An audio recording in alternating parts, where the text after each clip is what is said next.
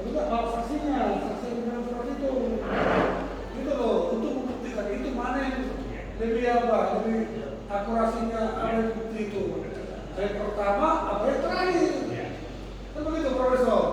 Atau bukti pendukung surat yang lain yang berhubungan dengan surat pernyataan itu setahu saya. Nah itu loh, kan begitu Pak Profesor? Gitu. Makanya yang ketiga itu. Terkait dengan resmi yang sudah disampaikan tadi, saya tidak akan sampaikan kepada lawan karena sifatnya subjektif ya, bukan subjektif sih. Dia membuat resume sendiri pertanyaan-pertanyaan yang tadi sudah disampaikan sama seperti yang disampaikan oleh ahli jawabannya. Saya minta itu di dalam protokol juga supaya kami tidak dua kali ada yang keperluan berkasan dalam acara dan sebagainya. Yang Bapak tadi berikan ke kami ya, resume dari kami. Silakan nanti disampaikan kepada panitia nanti kami. Paham ya Pak ya? Jangan sampai panitia saya takut tuh lagi dari awal nanti lagi ya. Baik, mau ditambahkan lagi? Ada pertanyaan yang mulia? Ya. Sama. Silakan. Baik, terima kasih yang mulia. Baik Pak Profesor, terima kasih Pak Profesor sudah tadi membahas bukti T5 itu. Bukti T5 yang diajukan tergugat tidak ada aslinya dalam persidangan ini. Apakah itu berlaku Pak Profesor? Kalau tidak ada aslinya di dalam pembuktian kita ini yang repot. Repot berarti Pak Profesor? Repot. Baik. Dibuktikan kembali lagi. Baik, terima kasih. Yang membuatnya ya harus dihadirkan. Kalau tidak ada aslinya repot Pak Profesor ya. Baik. Yang kedua, tanda tangan yang tadi berbeda dengan yang kami peroleh dengan asli. Ini kan ada aslinya si penggugat. Dia tidak ada aslinya. Kalau aslinya saja ada dan tanda tangannya benar, itu berbeda. Itu apakah itu disebut palsu Pak Profesor? Coba dari segi Profesor. Kalau palsuan Bentar, saya potong dulu ahli. Tolong jangan meminta ahli untuk menentukan, membuat suatu keputusan atau Oh ya, siap yang mulia. Bukan. Siap yang mulia. Jangan Baik. memilih ahli ya. Jadi gini, ya berubah. Siap yang mulia, siap. Berubah. Semua manusia sudah tahu. Siap. Ya makanya dipesan di surat. Kalau pokok di kopi, apa kekuatan pembuktiannya? Siap yang mulia. Sudah ada di dalam hukum acara. Siap. Siap. Kalau sama Anda ada yang asli, itulah bukti surat untuk mengkonter. Siap yang mulia. Yang saya katakan tadi ada surat pernyataan dua. Siap yang mulia. Kalau Profesor kita katakan saksi, bukti surat itulah mengkonter itu. Siap. Yang benar ini loh, ini aslinya loh. Siap yang mulia. Kalau tanda tangan berubah, itu sudah menjurus ke pidana. Karena harus Siap. diperiksa dulu. Siap yang mulia. Palsu apa tidak? Siap yang Jadi mulia. kita ini gini loh. Maksud saya gini, Pak Profesor ini kan hanya menyangkut mengenai perdatanya. Kan begitu Pak Profesor. Itu maksud saya. Nah, kan begitu Pak Profesor ya. Ya. Nah, kalau nggak ada lagi ya sudah ya wes. Nah, Ada lagi yang mulia. silakan. Tapi konteksnya Siap yang mulia. Baik. Pemilik pertama tanah ini namanya Ibu Majina. Kan gitu. Ada akte jual belinya. Dijual ke Satria. Nah, Satria jual ke Sutiono. Padahal pemilik pertama Ibu Majina. Tetapi di dalam sertifikat malah jadi yang punya pemilik pertama adalah si Satria. Bagaimana menurut ahli? Pemilik pertama Satria. Ibu Majina. Tinggal di dalam aktenya.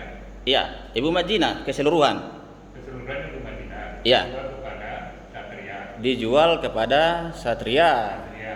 Kemudian Ya, Satria tetapi tidak ikut objek sengketa yang 325. Oke. Namun si Satria jadi pemilik pertama menjual ke Sutiono. Yang diperjualbelikan berapa luas tanah itu? Tiba-tiba 300, saya nggak tahu. Iya, pemilik pertama Ibu Majina Menjual berapa luasnya? 1625. 1.625. Oke, Pak Satria. Oke.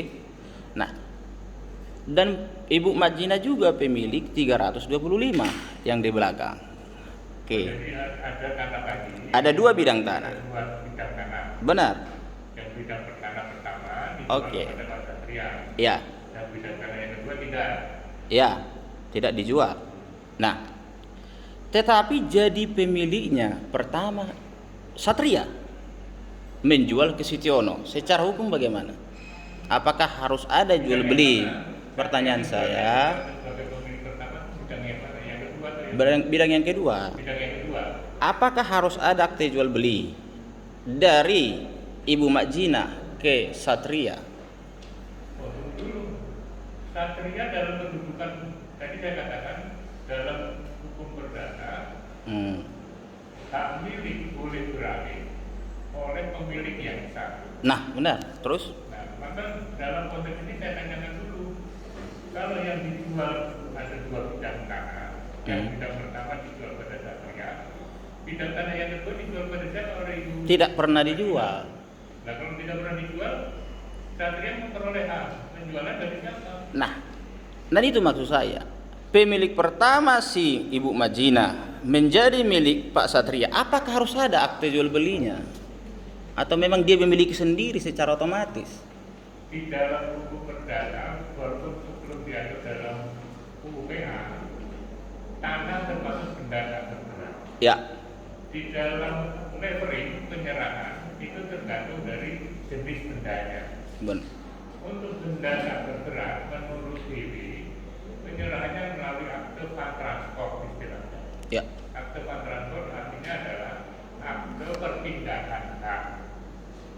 Dalam praktek hukumnya balik nama, tapi sebenarnya itu istilah dalam bahasa Belandanya akte transport. Sendiri disebut itu. Nah, jadi kalau memang Pak Satria sebagai penjual bidang yang kedua, maka dia punya nggak akte transport dari ibu yang pemilik pertama? Ini Iya. saya nggak tahu, karena saya bukan. kalau tidak ada akte fund transport yang pertama tidak sah kepemilikan yang kedua, itu maksudnya. Semacam akte jual beli beserta Ya, suratnya. peralihan hak lah akte jual beli. Jadi kalau belum dijual kepada Pak Satria oleh Ibu Majina, ya Pak Satria berhak untuk bertindak sebagai penjual. Baik, Itu konstruksi perdatanya begitu. baik. Ibu Majina ini suaminya sudah meninggal Ya. dan dia beserta ahli warisnya mengalihkan tanah tersebut. Ketika dialihkan termasuk bidang yang pertama, apakah bidang yang kedua yang kami maksud objek sengketa harus tanda tangan seluruh ahli waris jika suaminya sudah tidak ada lagi? Kalau dalam hukum keluarga Mm-mm. ada yang namanya harta komuni atau harta bersama. Ya, Jadi kalau salah satu pihak meninggal, ya. itu akan menjadi warisan dari yang masih hidup. Warisan Ahli sudah. warisnya. Jadi kalau pewarisnya misalnya suaminya meninggal, maka istri beserta anak-anaknya itu prinsip umum. Ya, Istri beserta dengan anaknya adalah ahli waris. ya. Hanya besarannya itu yang tergantung dari hukum waris masing-masing. Ada. Kalau mau itu ada. Kalau menurut hukum Islam ada. Dalam hukum adat Jawa, menurut Profesor Jayadi Kuno, sekindok sepikul 1:2, perempuan dan laki-laki. Nah, jadi kalau misalnya suaminya sudah meninggal, artinya itu menjadi ahli waris ibu dan anak-anaknya. Ibu dan anak-anaknya. Kalau mau dijual berarti harus mendapat persetujuan dari seluruh ahli waris. Ahli Kalau waris. belum budel warisnya belum dibagi. Kalau sudah dibagi berapa bagiannya, porsinya berapa, nah itulah yang menjadi haknya. Baik, Itu Pak Ali. tidak perlu minta persetujuan seluruh ahli waris. Baik Pak Profesor. Faktanya sekarang peralihan ke Satria dari Ibu Majina tanpa tanda tangan ahli waris. Bagaimana secara hukum? Kalau tanpa tanda tangan ahli waris, berarti salah satu pihak bertindak sebagai penjual itu, saya nggak yakin. Kalau karena Izin Pak Ali. sebentar, Ya. akte jual beli menurut ketentuan UPA itu yang boleh membuat adalah PPAT, penjabat pembuat akte tanah. Penjabat pembuat akte tanah itu ada 2, yaitu camat dan notaris. Karena notaris itu orang yang berpendidikan hukum, pendidikannya khusus.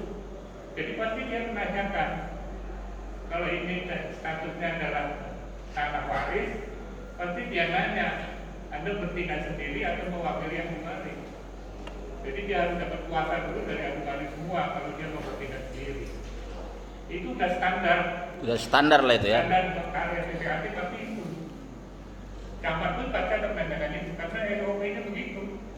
Jadi kalau tidak ada, tolong di dalami lagi. Ya, saya nggak yakin. Baik. Itu maksud saya. Baik Pak Profesor. Karena itu kan perdata yang biasa. Ya. Kita sekarang perdata khusus dulu mengenai PT perusahaan. Ya. Di sini kan ada objek lokasi usaha. Kan gitu. Dan usaha ini kan harus ada izinnya, di mana tanahnya berada. Kan gitu. Apakah seorang pribadi ya harus ada hubungan hukum dengan perusahaan tersebut? Contoh pribadi menyewa. Kalau tidak ada bagaimana? Jadi ada objek lokasi pom bensin. Kata mereka tadi, itu milik pribadi. Seolah-olah tidak ada hubungan dengan PT ini. Jadi gini, Sementara digunakan. jelas saya Bang. Tadi Pak Profesor ini awal mula pembicaraannya, saya ingat kok, bisa berfungsi ganda sebagai pemilik dan juga sebagai PT, sebagai kepala keluarga kan tetap apa ya? Ya. Gitu loh. Ilustrasinya itu. Jadi Udah jelas itu tadi. Siap, Yang Mulia. Coba lagi interest pertama pertanyaannya. Pertanyaan saya, apakah harus menyatu izin lokasi dengan PT? menyatu dengan gitu kan. Iya, kan mendirikan suatu PT itu kan harus ada lokasi.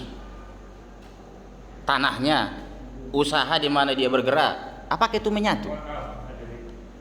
Saya sebenarnya bukan ahli di bidang hukum administrasi. Jadi kalau bicara tentang izin tempat usaha segala macam, saya takut salah.